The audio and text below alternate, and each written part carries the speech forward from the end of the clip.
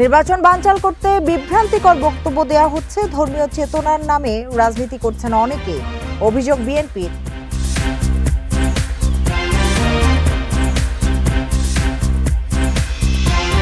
রাজশাহী নগরীতে কোচিং সেন্টারে সেনা অভিযানে সাবেক মেয়র লিটনের চাচাতো ভাই সহ ৩ জন আটক, অস্ত্র, গুলি ও বিস্ফোরক উদ্ধার।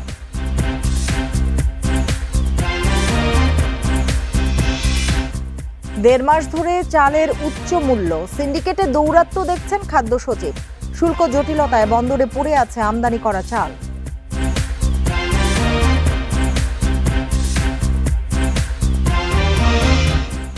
শ্রীকৃষ্ণের জন্মতিথিতে বর্ণিল শোভাযাত্রা ও পূজা অর্চনার সাম্প্রদায়িক সম্প্রীতি ধরে রাখার আহ্বান সেনাপ্রধানের।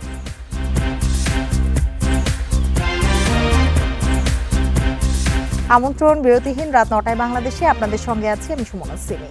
এতক্ষণ জানাচ্ছিলাম শিরোনামগুলো, এবার জানাবো পুরো খবর। যারা বিভ্রান্তিমূলক বক্তব্য দিচ্ছেন তারা নির্বাচন বানচাল করতে চায় বলে মন্তব্য করেছেন বিএনপি স্থায়ী কমিটির সদস্য সালাউদ্দিন আহমেদ। গণতান্ত্রিক উত্তরণে সব দলকে ঐক্যবদ্ধ থাকার আহ্বান জানিয়েছেন তিনি। দলের আরেক স্থায়ী কমিটির সদস্য মঈন খান বলেছেন, ১/১১ সরকার বিরাজনীতিকরণের অসৎ পরিকল্পনা করেছিল এবং ২০০৮ সালে নির্বাচন ছিল সাজানো। বিএনপি চেয়ারপারসন বেগম খালেদা জিয়ার ৮১তম জন্মবার্ষিকী উপলক্ষে শনিবার দলের প্রধান কার্যালয়ে দোয়া মাহফিলের আয়োজন করে যুবদল। মাহফিলে বিএনপির স্থায়ী কমিটির সদস্য সালাউদ্দিন আহমেদ বলেন, দেশের চলমান সংকটে দলের নেতাকর্মীদের দিক নির্দেশনা দিচ্ছেন খালেদা জিয়া। যে দেশে খালেদা জিয়ার মতো একজন নেত্রী আছেন সেই দেশ কখনো পথ হারাবে না বলে মন্তব্য করেন তিনি। আজকে যারা গণতন্ত্রের বিরুদ্ধে বিভিন্ন রকমের বক্তব্যের মধ্য দিয়ে নির্বাচনের বিষয়ে শঙ্কা প্রকাশ করছে, তারা গণতন্ত্রের পক্ষে শক্তি নয়। তারা হয়তো কোনো না কোনো কারণে নিজের কথাগুলো ইনিয়ে বিনিয়ে বলছেন যাতে করে নির্বাচনকে বিলম্বিত করা যায় অথবা বানচাল করা যায়। ম্যাটার হচ্ছে প্রেস ক্লাবে জুলাই অভ্যুত্থানের বর্ষপূর্তি উপলক্ষে শহীদদের স্মরণে আলোচনা সভা ও দোয়া মাহফিলের আয়োজন করেন ঢাকা কলেজের প্রাক্তন শিক্ষার্থীরা। এতে অংশ নিয়ে বিএনপির স্থায়ী কমিটির সদস্য আব্দুল মঈন খান বলেন, ফেব্রুয়ারিতেই নির্বাচন হবে এবং অন্তর্বর্তী সরকারকে সুষ্ঠু নির্বাচনের জন্য যৌক্তিক সময় দিয়েছে বিএনপি। 1/11 সরকার বাংলাদেশকে বিরাজনীতিকরণের জন্য একটি অসৎ পরিকল্পনা করেছিল।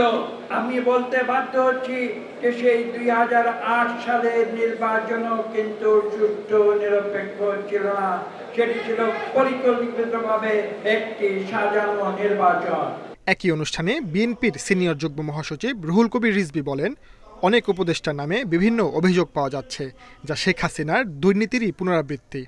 শেখ হাসিনার যে অপশাসন, কুশাসন এবং চুরি, ডাকাতি, সন্ত্রাস, টাকা লুট, চাঁদাবাজি, ভর্তি বাণিজ্য, চাকরি বাণিজ্যের, সেটা কি আবার পুনরাবৃত্তি মানুষ দেখতে চায়? তিনি আরও বলেন, শেখ হাসিনা এতদিন মুক্তিযুদ্ধের চেতনার নামে রাজনীতি করেছেন, এখন ধর্মীয় চেতনার নামে রাজনীতি করছেন অনেকে। আবার নতুন করে আবার অন্য চেতনা আমরা দেখছি ধর্মের নামে। Sajjad Hossain, independent News, Dhaka. বাংলাদেশের নতুন সংবিধানের প্রয়োজন এবং তা পাশ কাটিয়ে যাওয়ার সুযোগ নেই বলে মন্তব্য করেছেন জাতীয় নাগরিক পার্টি এনসিপির সদস্য সচিব আক্তার হোসেন। বলেন, অতি দ্রুত জুলাই সনদের আলোকে সংস্কার বাস্তবায়ন করে গণপরিষদ নির্বাচন দিতে হবে। সন্ধ্যায় রাজধানীর বাংলা মোটরে এনসিপির কেন্দ্রীয় কার্যালয়ে আলোচনা শেষে সাংবাদিকদের এসব কথা বলেন আক্তার। এ সময় নির্বাচন যে কোনো সময় হতে পারে, কিন্তু তা যেন পুরনো সিস্টেমকে ফিরিয়ে আনতে না পারে সে আহ্বান জানান এনসিপির নেতারা। নিয়ম মেনে পরিবর্তন না হলে রাজপথের আন্দোলনে আবারও ফিরে যাওয়ার হুঁশিয়ারি দেন তারা।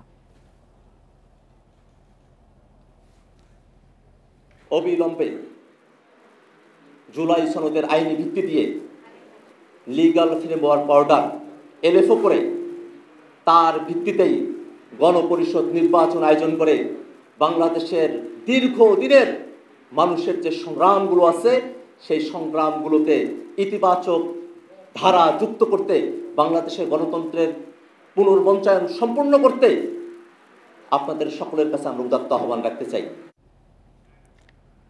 প্রধান উপদেষ্টার ঘোষিত সময়েই জাতীয় নির্বাচন হবে, পেছানোর কোনো সুযোগ নেই বলেছেন স্বরাষ্ট্র উপদেষ্টা জাহাঙ্গীর আলম চৌধুরী। এছাড়া দেশে কোনো চাঁদাবাজের ঠাঁই হবে না বলেও সতর্ক করেন তিনি। সকালে রাজধানীর মোহাম্মদপুর কৃষি মার্কেট পরিদর্শন শেষে সাংবাদিকদের এসব কথা বলেন তিনি। নিষিদ্ধ পলিথিনের উৎপাদন, পরিবহন ও বিপণন রোধে জনসচেতনতামূলক কার্যক্রমের অংশ হিসেবে শনিবার ঢাকার মোহাম্মদপুর কৃষি মার্কেট পরিদর্শন করেন স্বরাষ্ট্র উপদেষ্টা মোহাম্মদ জাহাঙ্গীর আলম চৌধুরী। এ সময় বাজারের ক্রেতা বিক্রেতাদের সাথে মতবিনিময়ে পলিথিনের ক্ষতিকর দিকগুলো তুলে ধরেন তিনি। রাজধানীতে চাঁদাবাজির বিষয়ে সাংবাদিকদের প্রশ্নের জবাবে উপদেষ্টা স্বীকার করেন, মোহাম্মদপুর ও মিরপুরে চাঁদাবাজি বেশি হয়। চাঁদাবাজের পরিচয় যাই হোক, তাকে গ্রেপ্তার করা হবে জানিয়ে তিনি বলেন, দেশে আর কোনো চাঁদাবাজের ঠাঁই হবে না। চাঁদাবাজকেই বাংলাদেশে থাকতে দেওয়া হবে না, চাঁদাবাজীদের ঠাঁই বাংলাদেশে হবে না। এটা যে যত বড় চাঁদাবাজি হোক না কেন, তারে আমরা আইনের আওতায় নিয়ে আসবো। কাউকে কোনো রকম চাঁদাবাজি ছাড় দেওয়া হবে না। নির্বাচন বিষয়ে এক প্রশ্নের জবাবে জাহাঙ্গীর আলম বলেন, প্রধান উপদেষ্টার ঘোষিত সময়ই জাতীয় নির্বাচন হবে। জনগণ নির্বাচনমুখী হলে তাকেও ঠেকাতে পারবে না। স্যার যেই তারিখে বলছে ওই তারিখে নির্বাচন হবে, যেই মাসে বলছে ওই মাসে নির্বাচন হবে। কে কি বললো ওইটা শোনার আমাদের কোনো দরকার নেই। জনগণ যেসব নির্বাচনের মুখী হয়ে যাবে, কেউ এটার বাধা দিতে পারবে না। জনগণ হলো মেয়ে। পলিথিনের বিকল্প হিসেবে ব্যবসায়ীদের পরিবেশ বান্ধব কাপড়ের ব্যাগ ও অন্যান্য পণ্য ব্যবহারের আহ্বান জানান স্বরাষ্ট্র উপদেষ্টা। জাহিদুল ইসলাম, ইন্ডিপেন্ডেন্ট নিউজ, ঢাকা। প্রধান উপদেষ্টা ডক্টর মোহাম্মদ ইউনূস দেশে একরকম কথা বলেন, বিদেশে আরেক রকম বক্তব্য দেন বলে মন্তব্য করেছেন জনতা পার্টির মহাসচিব শওকত মাহমুদ। দুপুরে জাতীয় প্রেস ক্লাবে এক আলোচনা সভায় তিনি কথা বলেন। শওকত মাহমুদ বলেন, এনসিপি মনে করছে প্রধান উপদেষ্টা বিএনপির দিকে ঝুঁকছেন, কেননা তিনি সেফ এক্সিট খুঁজছেন। অনুষ্ঠানে গণ অধিকার পরিষদের সাবেক নেতা রেজা কিবরিয়া বলেন, জুলাই আগস্টে শহীদদের রক্তের সঙ্গে বেইমানি করেছে বর্তমান সরকার। তারা একটি বছর নষ্ট করেছে বলেও মন্তব্য করেন তিনি। তার মতে এ সরকারের হাতে সংস্কার ছেড়ে দেয়া উচিত নয়, কারণ সরকার নিরপেক্ষতা হারিয়েছে এবং তাদের পার্টিকে ক্ষমতায় নেওয়ার চেষ্টা করছে। এ অবস্থায় দেশে আরেকটা বিপ্লব হতে পারে বলেও মনে করেন তিনি। দেশি বিদেশি বিনিয়োগকারীরা ভরসা পাচ্ছেন না বলেও জানান বক্তারা। জুলাই আগস্টে শহীদদের রক্তের সাথে বেইমানি করেছে এই সরকার, এটা সম্বন্ধে আমার কোনো সন্দেহ নাই। আমরা যে আশা করেছিলাম যে এই দেশ পরিচালনার ব্যাপারে গুণগত মানের একটা আমরা পরিবর্তন দেখব, একটা উন্নতি দেখব, সেটা হয়নি। সংস্কার অনেক সময় চাপিয়েও দিতে হয়, সেই চাপানোর সক্ষমতা এই সরকারের নাই। এই সরকারকে আমরা সমর্থন করি, কিন্তু এই সরকারের অপদার্থতা, অদক্ষতা, ব্যর্থতাকে আমরা কোনোভাবে মেনে নিতে পারি। জাতীয় পার্টির কার্যালয় দখলে রাখা এবং নিজেকে চেয়ারম্যান দাবি করার আইনগত অধিকার জিএম কাদেরের নেই, এই মন্তব্য করেছেন নতুন চেয়ারম্যান দাবি করা দলের নেতা আনিসুল ইসলাম মাহমুদ। সকালে রাজধানীর গুলশানে জাতীয় পার্টির একাংশের সংবাদ সম্মেলনে তিনি কথা বলেন। এ সময় নেতারা বলেন, জাতীয় পার্টি নির্বাচন চায়, তবে যেন তেন ভোট নয়। নির্বাচনের আগে অবশ্যই আইনশৃঙ্খলা পরিস্থিতির উন্নতি করতে হবে। বর্তমানে দেশে আইনশৃঙ্খলার যে অবস্থা, তাতে কোনোভাবে সুষ্ঠু নির্বাচন সম্ভব নয়। নির্বাচন স্বচ্ছ, নিরপেক্ষ ও গ্রহণযোগ্য না হলে গণতন্ত্র ফিরে আসবে না। জাতীয় নির্বাচনের আগে রাজনৈতিক ঐক্যমত্যের পাশাপাশি দেশের সার্বিক পরিস্থিতির উন্নতি করা জরুরি, বিশেষ করে আইনশৃঙ্খলা পরিস্থিতির ওপর গুরুত্ব দেন জাপার এই অংশের নেতারা।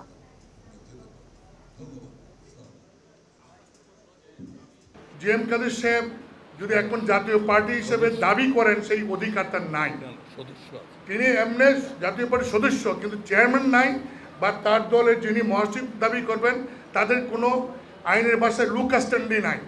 আমি অ্যাক্টিং চেয়ারম্যান অফ জাতীয় পার্টি এবং প্রেসিডিয়াম জাতীয় পার্টির এক্সিস্টিং জাতীয় পার্টির প্রেসিডিয়াম সদস্য নিয়ে আমরা সংখ্যাগরিষ্ঠ সদস্য নিয়ে মিটিং করে আমরা সমর্থন নিয়ে আমরা কাউন্সিলের দিন ঘোষণা করেছি।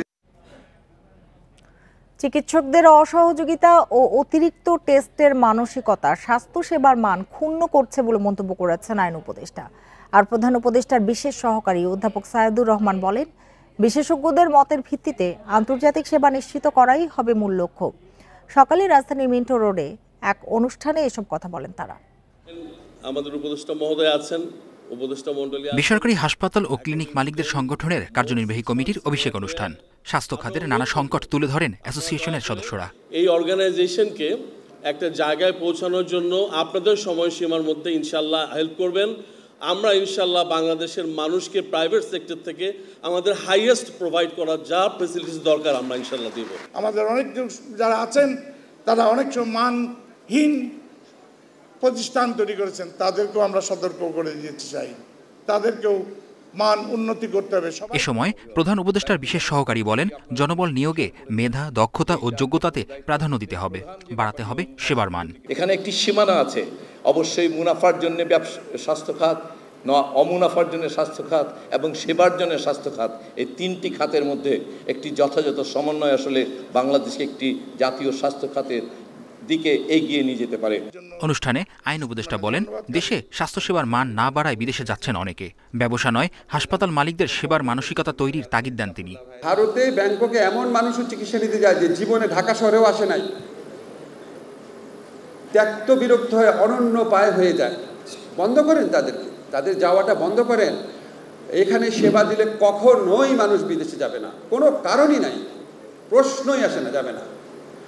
এই 4 বিলিয়ন 5 বিলিয়নের বাজার দখল করেন, আপনাদের লাভ না, দেশের লাভ। চিকিৎসকদের ওষুধ কোম্পানির প্রভাব থেকে বেরিয়ে আসারও আহ্বান জানান তিনি। ওই যত্ন সহ সেবাটা পায়। মেহেদী হাসান, ইন্ডিপেন্ডেন্ট নিউজ, ঢাকা।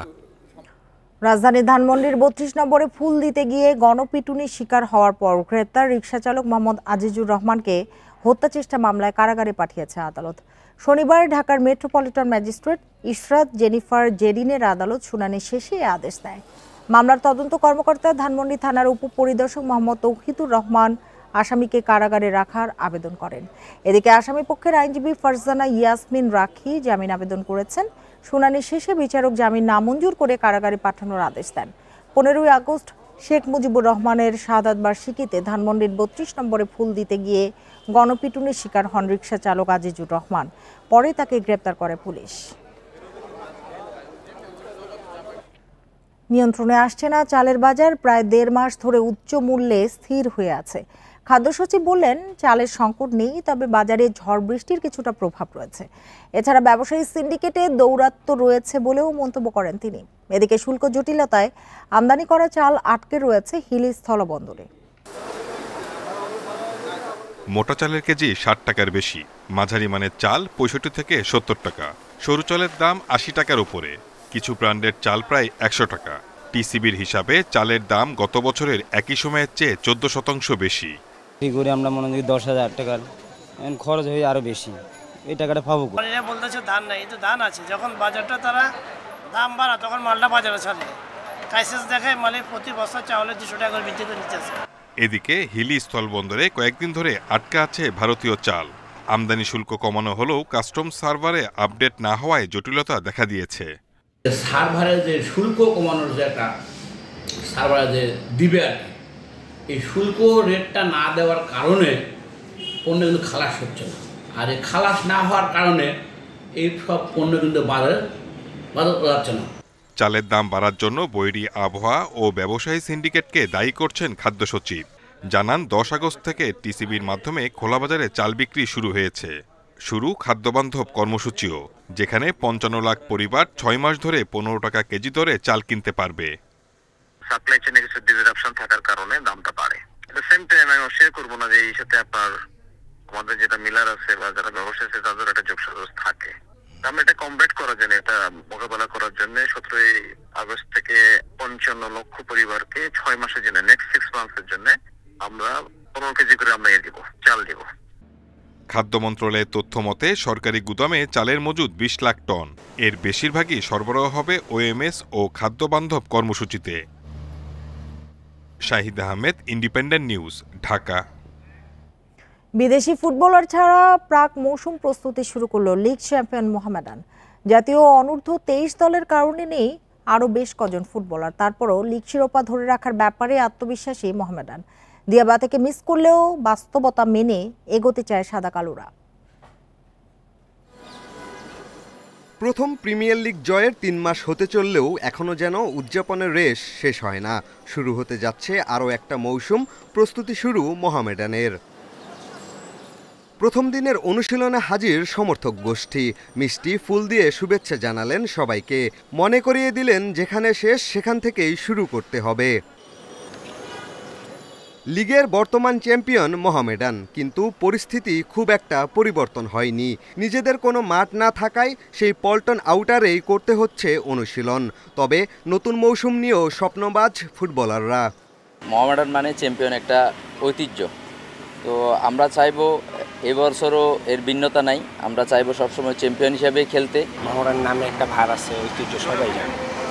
আমরা এটা চেষ্টা করবো এটা অব্যাহত রাখতে, মোহামেডানের নামটা যেন আরও উপরে নিয়ে যেতে পারি। চ্যাম্পিয়ন হওয়ার পর আরও সাদামাটা দল সাদা কালোরা। অর্থ সংকটে ধরে রাখতে পারেনি লিগ জেতাতে বড় ভূমিকা রাখা বিদেশি ফুটবলারদের। 6 বছরের সম্পর্ক ছিন্ন হয়েছে দিয়াবাতের সাথে। আসলে শুরুটা একটু দেরি হয়ে গেছে, আমি আরও আগে টিম চেয়েছিলাম। আসলে আমি তো কোচ, আমাকে টিম বুঝাই দিলে আমি তখন থেকে শুরু করব। আমাদের যে প্ল্যানিং আছে এই প্ল্যানিং অনুযায়ী আমাদের টিমটা যদি খেলতে পারে ভালো মতো, ব্যালেন্স টিম, চ্যাম্পিয়ন হওয়ার মতো, সো আমরা চেষ্টা করব আমাদের চ্যাম্পিয়নশিপটা ধরে রাখার। পূর্ণাঙ্গ কমিটি নাই, বোর্ড নাই, এই কারণে একটু সংকট চলছে। তারপরও ইনশাল্লাহ আল্লাহর রহমতে ওভারকাম করেছি আমরা সাবেক প্লেয়াররা আমরা যারা আছি সবাই মিলে অর্থনৈতিক সহযোগিতা দিয়েও চেষ্টা করেছি টিমটাকে ধরে রাখার জন্য। টিম ভালো হয়েছে ইনশাল্লাহ, আশা করতেছি ভালো করব। 20 আগস্টের পর সাদা কালো দলে যোগ দেবেন বিদেশিরা। 12 সেপ্টেম্বর চ্যালেঞ্জ কাপ দিয়ে শুরু নতুন মৌসুম। বসুন্ধরা কিংসের মুখোমুখি হবে মোহামেডান। পিয়াস সাহা, ইন্ডিপেন্ডেন্ট নিউজ, ঢাকা। এবছর ডেঙ্গু আক্রান্ত ও প্রাণহানির শীর্ষে বরগুনা। এ পর্যন্ত সেখানে মৃত্যু হয়েছে 40 জনের, আক্রান্ত প্রায় 5,500। এডিস নির্মূলে কার্যকর উদ্যোগ না নিলে ডেঙ্গুর প্রকোপ আরও বাড়ার শঙ্কায় চিকিৎসকেরা। এদিকে পিরোজপুরে এবছর ডেঙ্গুতে মৃত্যু না হলেও আক্রান্ত প্রায় 500।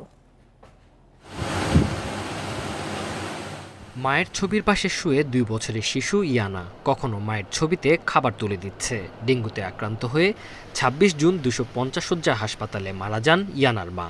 তিনি সহ এবার জেলায় ডেঙ্গুতে প্রাণহানি 40। প্যারাসিটামল দিয়ে যায় আর ওষুধের টোকেন হাতে ধরিয়ে দেয় যে আপনি আনেন। আসলে এরকম চললে এরকম আজমেরির মোনালিসার মতো প্রাণ আরও ঝরবে। চলতি বছর ডেঙ্গু চিকিৎসা নিয়েছেন প্রায় 5,500 রোগী। তাদের অভিযোগ, হাসপাতাল থেকে শুধু প্যারাসিটামল আর স্যালাইন ছাড়া অন্য কোনো ওষুধ পাচ্ছেন না। চিকিৎসকেরা বলছেন আপাতত কিছুটা কমলেও সেপ্টেম্বরে আবারও বাড়তে পারে রোগীর চাপ।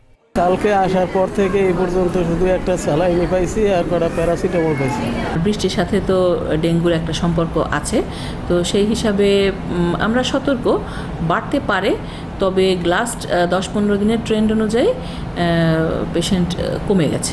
এদিকে পিরোজপুরে এবছর ডেঙ্গুতে মৃত্যু না হলেও দিন দিন বাড়ছে আক্রান্তের সংখ্যা। জানুয়ারি থেকে আগস্ট পর্যন্ত আক্রান্ত প্রায় 500। হাসপাতালে ধারণ ক্ষমতার চেয়ে 3 গুণ বেশি রোগী থাকায় হিমশিম খাচ্ছেন চিকিৎসকেরা। ডেঙ্গু রোগী সবই রোগীগুলো একসঙ্গে রাখছে, আমাগততে কোনো চিকিৎসা হয় না, পরিবর্তন হয় না। সহনশীল অবস্থায় আছে, নিয়ন্ত্রণে আছে।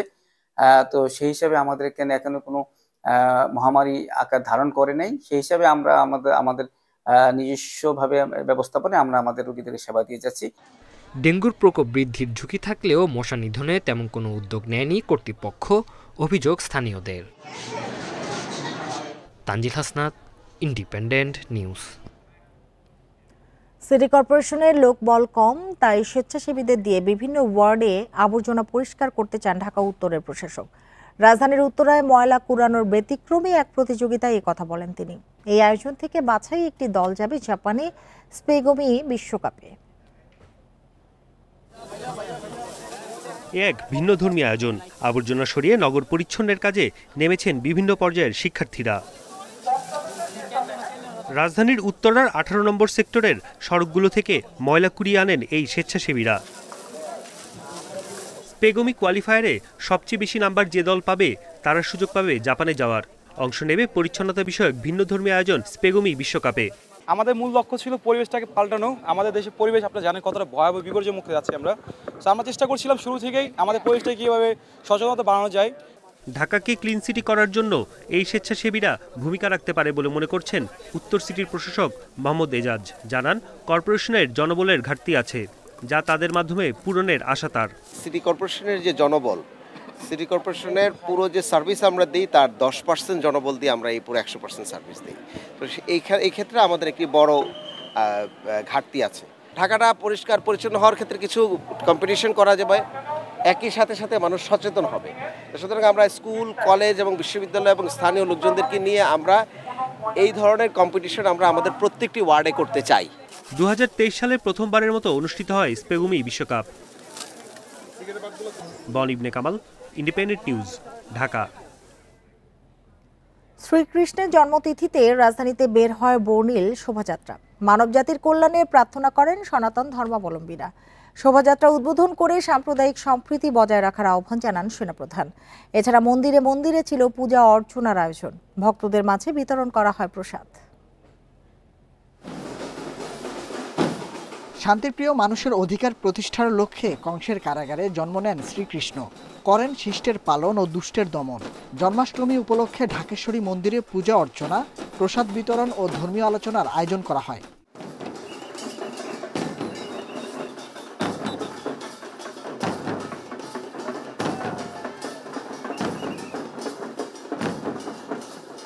শ্রীকৃষ্ণের জন্মতিথিতে রাজধানীর পলাশী থেকে বের হয় বর্ণিল শোভাযাত্রা। অংশ নেন নগরীর সব বয়সী সনাতন ধর্মাবলম্বীরা। আজকে ভগবান শ্রীকৃষ্ণের জন্মাষ্টমী। আমরা চাই দেশের সবাই শান্তি শৃঙ্খলাভাবে সবাই সবকিছু নিয়ে ঠিক তেমন থাকতে পারি। সবাই যাতে ভালো থাকে, সবাই যাতে সুস্থ থাকে, আমাদের দেশে যাতে শান্তি ফিরে আসে। তাদের বিশ্বাস, মানবজাতির কল্যাণ এবং ন্যায় প্রতিষ্ঠার জন্যই ভগবান শ্রীকৃষ্ণের আবির্ভাব। সবাই যাতে ভালো থাকে, আমরা যাতে সুন্দরভাবে বাংলাদেশে সেই চিরাচরিত যেভাবে শান্তিপূর্ণভাবে সবাই মিলেমিশে ছিলাম সেভাবেই যাতে আমরা আগামী দিনগুলোতে সুন্দরভাবে বাংলাদেশে থাকতে পারি। এই শোভাযাত্রা আমাদের মঙ্গল বয়ে নিয়ে আসুক, আমাদের এলাকার মঙ্গল বয়ে নিয়ে আসুক, আমরা এই কামনাই করি।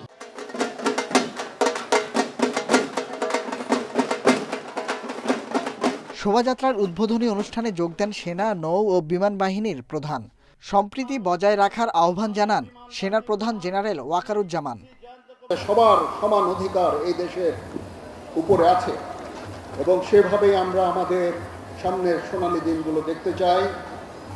আমাদের সশস্ত্র বাহিনী, এখানে নৌবাহিনী প্রধান আছেন, বিমান বাহিনী প্রধান আছেন, এখানে স্থানীয় জিওসি 9 পদের ডিভিশন আছেন। আমরা সবাই মিলে আমরা সবসময় আপনাদের পাশে থাকব। এসব অনুষ্ঠান সামাজিক বন্ধনকে সমৃদ্ধ করবে বলে জানান আয়োজকরা। Nahid Kamal, Independent News, Dhaka.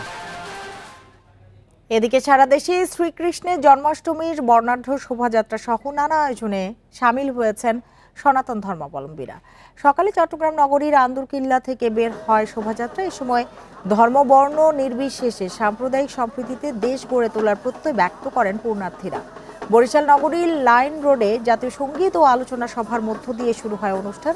সিলেটে ঢাকঢোল, ব্যানার ও ফেস্টুন নিয়ে শোভাযাত্রায় অংশ নেন বিপুল সংখ্যক ভক্ত পুণ্যার্থী। দিনব্যাপী বিভিন্ন ধর্মীয় অনুষ্ঠান, ভক্তিমূলক সঙ্গীত পরিবেশন ও প্রসাদ বিতরণের মধ্য দিয়ে ফরিদপুর, বাগেরহাট, পিরোজপুর, ঝালকাঠি, কুয়াকাটা, ময়মনসিংহ, গোপালগঞ্জ, হবিগঞ্জ, বেনাপোল, খাগড়াছড়ি সহ সারা দেশে উদযাপিত হয়েছে শ্রীকৃষ্ণের জন্মতিথি। আর এতক্ষণ সাথে থাকার জন্য ধন্যবাদ সবাই।